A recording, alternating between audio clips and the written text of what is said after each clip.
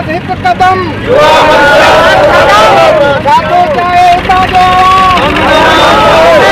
जागो चाहे ताजो एक आवाज एक कदम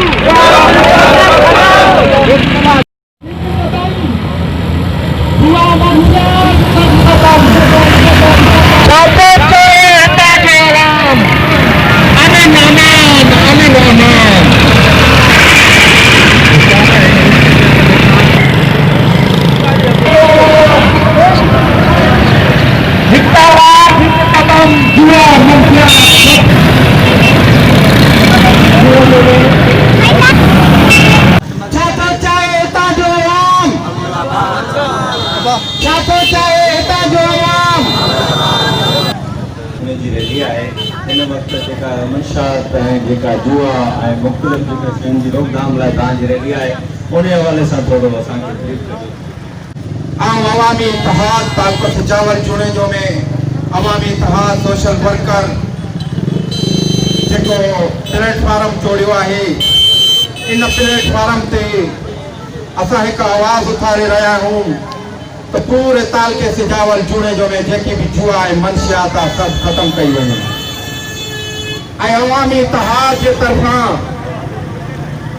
बियो भी हिकिड़ो मां पैगाम ॾियणु चाहींदुसि इस्लामाबाद गवर्नमेंट के त हिते तमामु अमन ख़राब थी चुको आहे।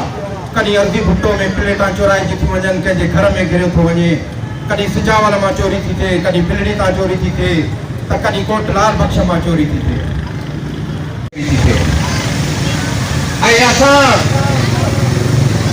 इहो ॿुधाईंदासीं DG rangers chief justice of high court SSP commercial high court Imran Ali Sheikh Qureshi sahab के एक अपील था कयूं त तालके सिजावल चूंडे जो अंदर जेकी भी जुआ मंशियात थी रही है उन ते कंट्रोल कयो वञे ऐं उन खे बंदि कयो वञे ऐं हितां जो अमन बहाल कयो वञे। असांजा फायर आहिनि, असां अवामी इतिहाद जोड़ियो आहे सभिनी खे गॾु करण जे लाइ ऐं मोहबतूं ऐं सुठो पैगाम ऐं हिकिड़े प्लेटफॉर्म ते गॾु करण जे लाइ असांजो नारो आहे हिकु आवाज़ हिकु कदम जुआ मंशियात सभु ख़तम। ॿियो असांजो नारो आहे अमान अमन अमान सभु असां भाइर आहियूं, असांखे विड़ायो वियो आहे।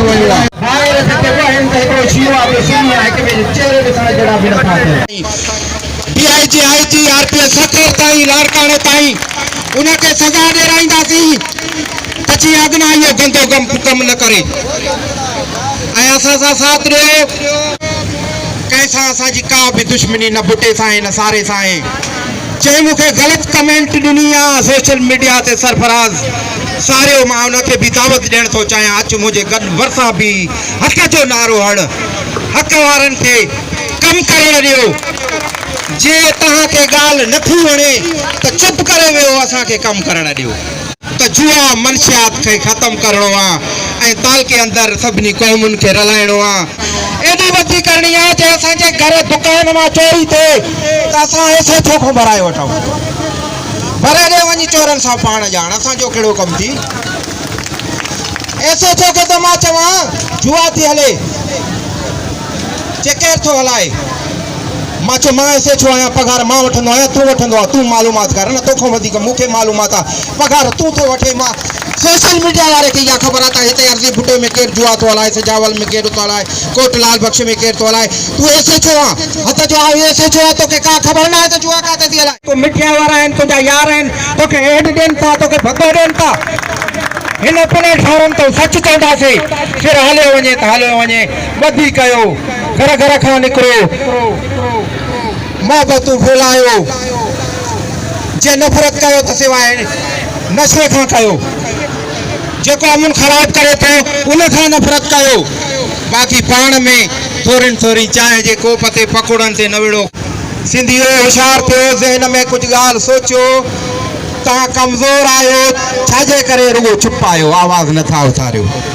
जे आवाज़ उथारींदा नांग तव्हांखे नेड़ी नज़र ईंदी, शींहुं तव्हांखे चूरे जेतिरो नज़र ईंदो, चूरे जेतिरो। सिर्फ़ु तव्हां हिते हथ मथे कयो। जे तव्हां नथा करे सघो त सैयद रोशन जो नंबर हाज़िर आहे।